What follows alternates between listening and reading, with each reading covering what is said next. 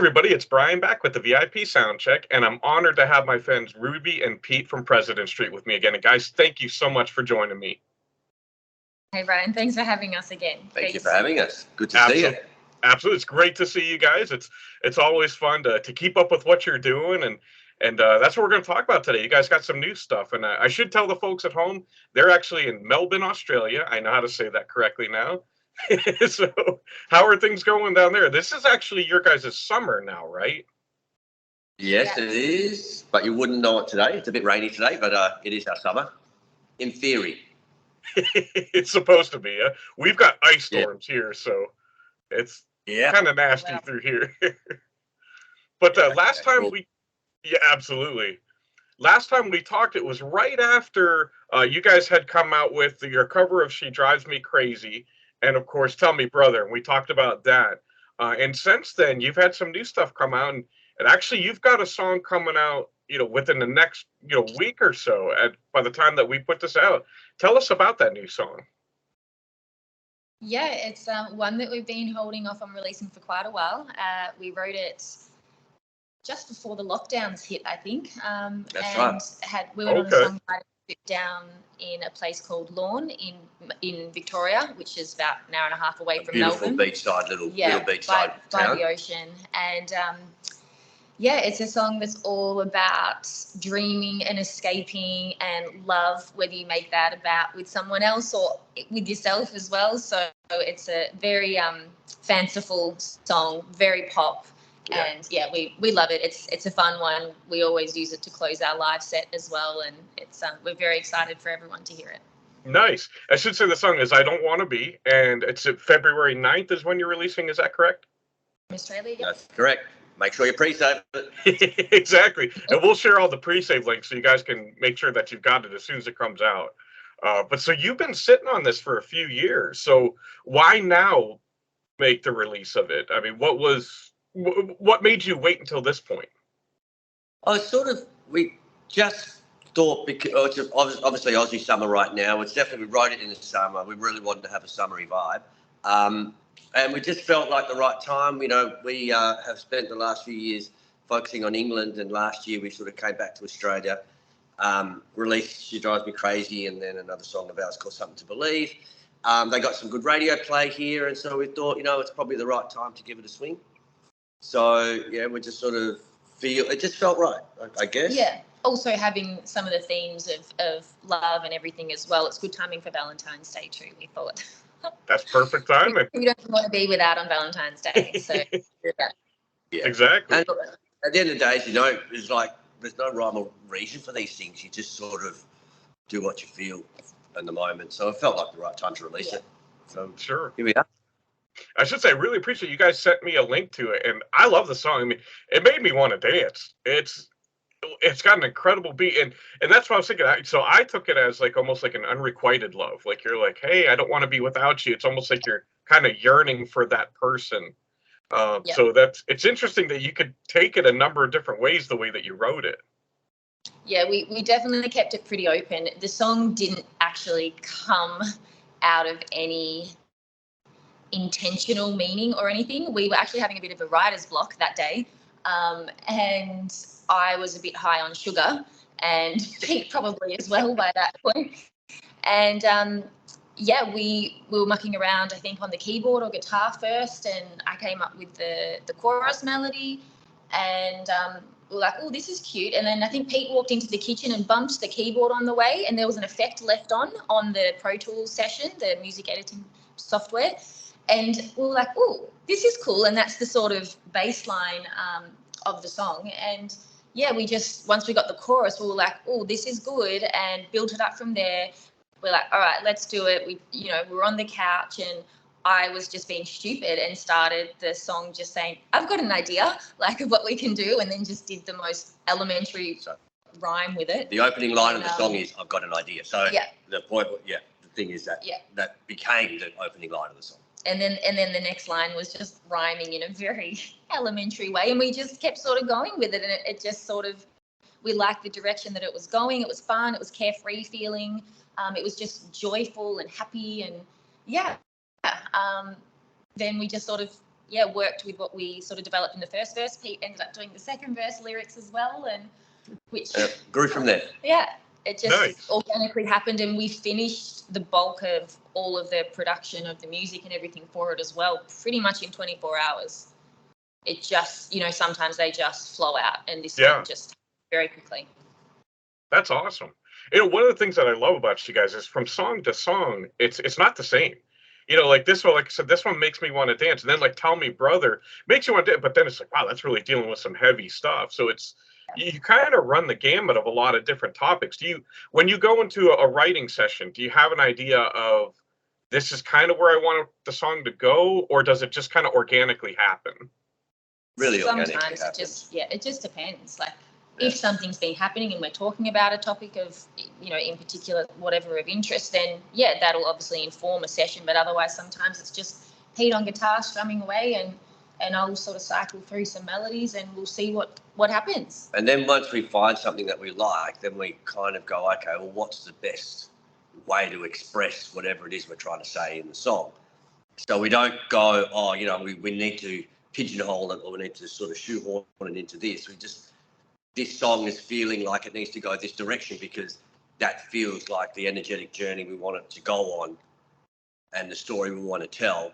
So therefore we just let it go. So that's why sometimes I end up left, sometimes I end up right. We deliberately don't try to say we're going to just do this particular type of setup. Sure, that makes sense. Go ahead and tell me, brother, who you trying to be. I want to know why we gotta die. Come on now, tell me, brother, look down deep inside. So I got the opportunity I saw a video of you guys playing in a radio station, and it was an acoustic version of Yeah, I Know.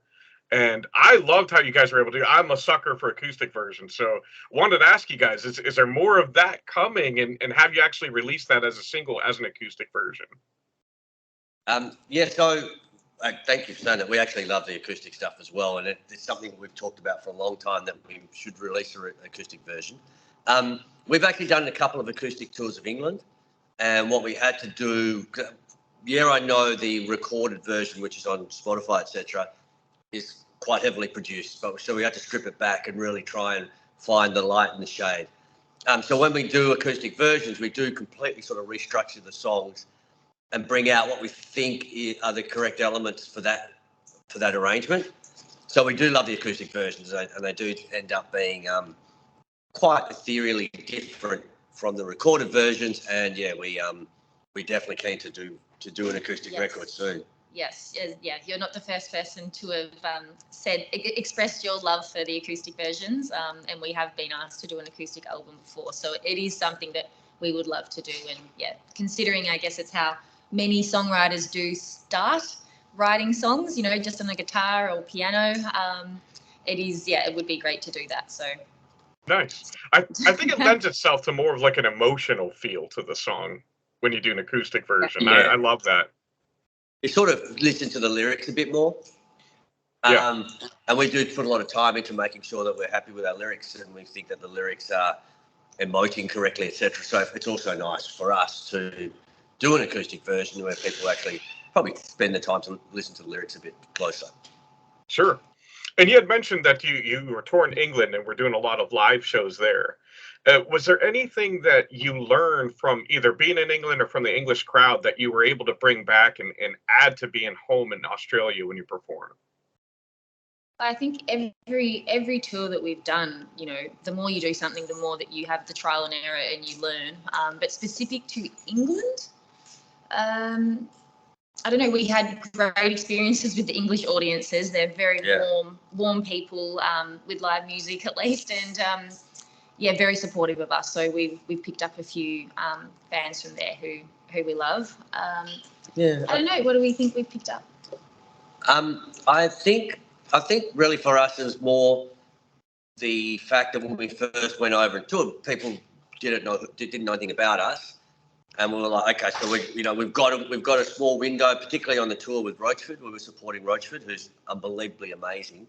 For us, we're like, okay, we've got a window to impress some people who walk in not knowing anything about us, and we've got an opportunity to really make an impression and hopefully get them on board. And so that was really fantastic. And so we learned a lot about making sure that our show, delivered and punched really hard, to try and get people who didn't know anything about us to get excited about us. And we got a lot of really strong feedback, so that was really cool.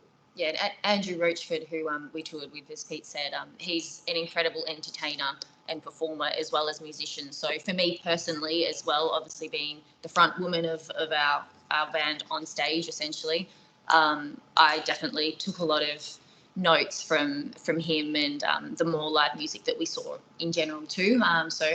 Our live show, we're working on making a little bit more theatrical as well. So nice. That would probably be the biggest takeaway to answer your question, I would say.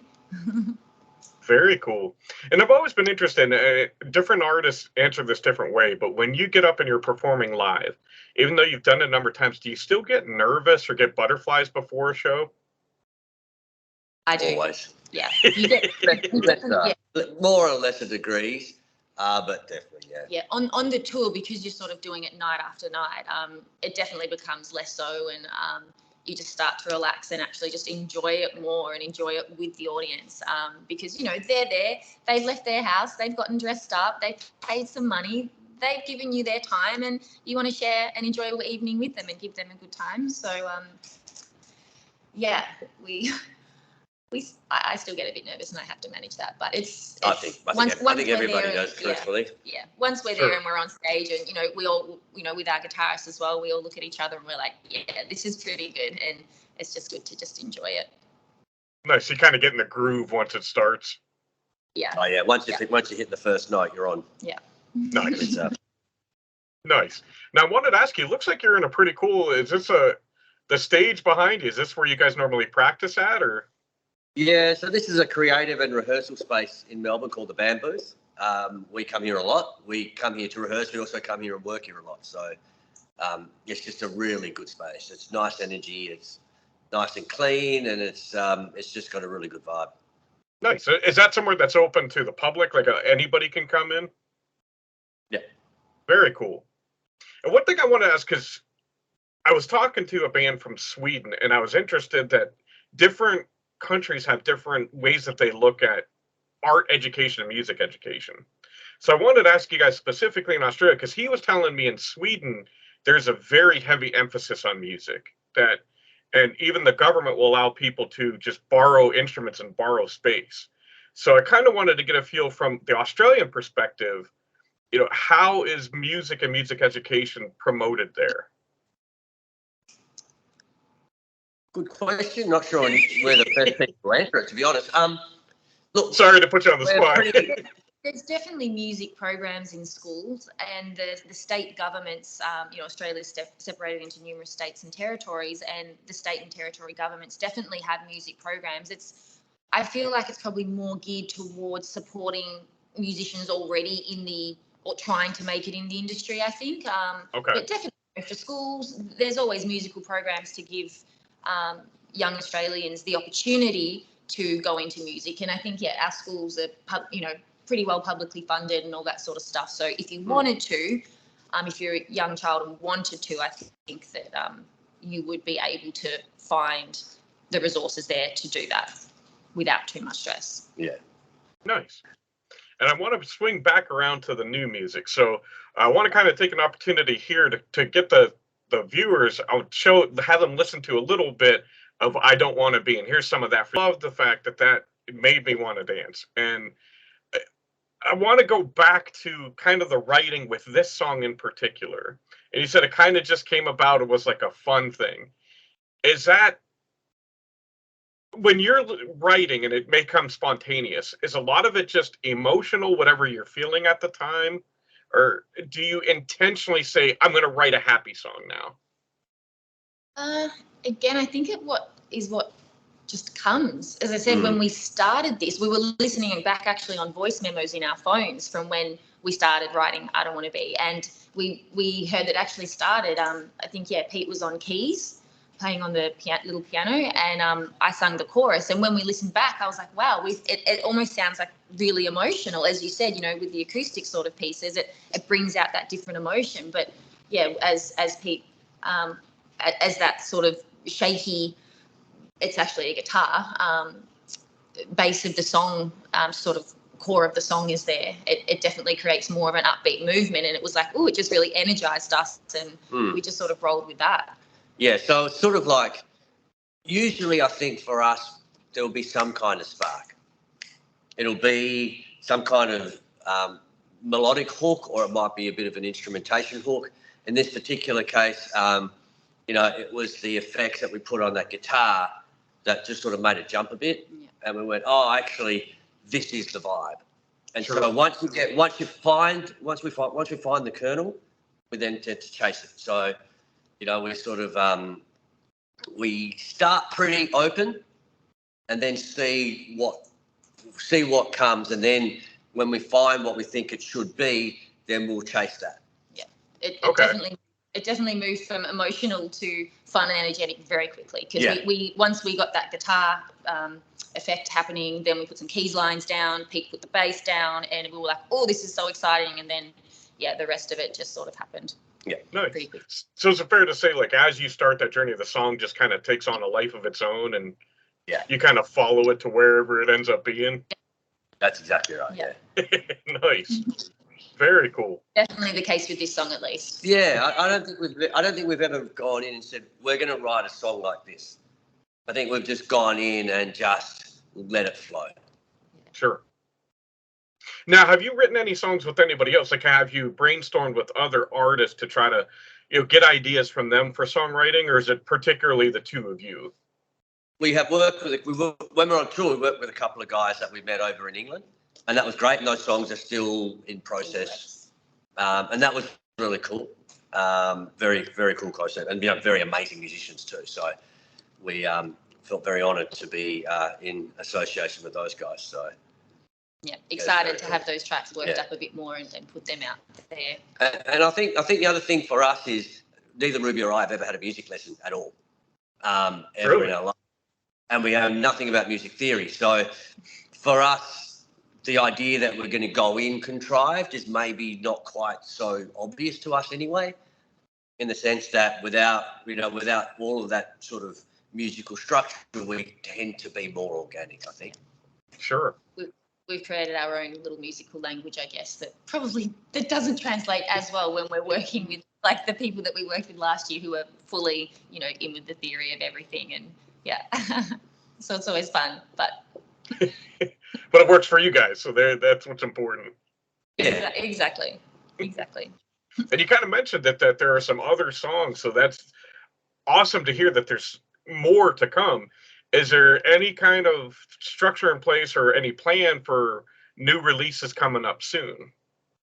Yeah, we sort of we have a release schedule that we're working to, so we hope to be releasing regularly. Perfect. And whether in short form or long form, we sort of work that out as we go, really. See what people have to say. Yeah. But for us, we're always writing. We're always trying to make sure that we're writing and expressing, and that's a key focus for us. Nice. And I know you asked Steve this the first time we talked, but any plans of a U.S. tour, anything like that? We wish, Brian. We'd love to. If you can make it happen, we'll be there. Just tell us. I'll do what I can. I'll start talking to people. Like, come on, let's get you in U.S., Canada. There's all kinds of cool places over here that you guys would love. We our first EP did some decent stuff on college radio, actually. So we charted on a few college radio stations with our first EP. So we have had a little bit of a touch into the States, but we would love to come and tour. Nice. So then what's in plan for a tour for you next? Do you have something planned back in England, or you sticking in Australia for a while?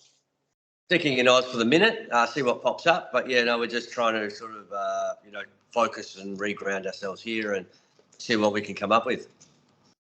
Excellent. Well, guys, I want to thank you again for spending this time with me. It's always a blessing to talk with you guys. And I kind of want to leave you with, if nobody has heard, or somebody watching this has never heard of President Street before, and you could describe the two of you as a band to them, what would you say? Over to you. He passed. Okay, so we have been described as pop fusion. I think you mentioned before that none of our songs tend to be formulaic, so we tend to drift around. So yeah, look, we're very much focused. We're pop fusion. We're very organic. We have a stage show that we tailor to the moment. So if it's a radio station, then we strip back acoustic. If it's a big venue, we go louder. So we're storytellers at heart, I think, is the key. That ultimately we want to be storytellers. We put a lot of time and effort into the craft of songwriting, and so as artists, we want part of the things that we talk about a lot is we would prefer to be artists than social media personalities. And so, we do try and keep the music front and centre as much as possible. Sure. But, so that's at our core what we ultimately sort of want to be is musicians and artists and songwriters and storytellers. But if they want to see more and make their own minds up, they can follow us on our socials. President Street Official, pretty much everywhere. And yeah, definitely join the journey for this upcoming song as well. It's hopefully give you guys overseas in the Northern Hemisphere at least a bit of a escape to dream of warmer weather if you're not enjoying the cold weather. We could use that. Yeah. Or save it for summer as well. But yeah, we're very excited for everyone to hear this song. It's one of our favourite songs that we've done. So we're very happy for you to hear it very soon. Nice. And again, that song is I Don't Want to Be, and it's February 9th? Yep. Okay, February 9th is release date. It allows you to add it to your playlists and everything so that it just slips right in there once it's out. Perfect. And before we wrap up, I got to ask, any more covers coming? Because you guys absolutely nailed She Drives Me Crazy. Oh, thank you. Nothing in the works at the moment, but now that you say that, maybe we should have another thing. We've done a few little relaxed, especially because you like acoustic. We've done an acoustic cover just on Instagram. It was just unplugged of Dreams by Fleetwood Mac. Oh, nice. So, okay, I got to look that up then. Go back till 2 years ago, I think. Yeah. We'll send it to you. Nice. That's awesome. Well, again, Ruby and Pete, thank you so much again. It's always a blessing to talk with you guys. I'm excited to see what's coming next. Excited to see how the new song I Don't Want to Be blows up for you, and I'm sure it will. Thank you. Mate, thank you very much. That's great to chat. Yes. Absolutely. As always, I want to thank you guys for joining us. I love you all. God bless, and rock on.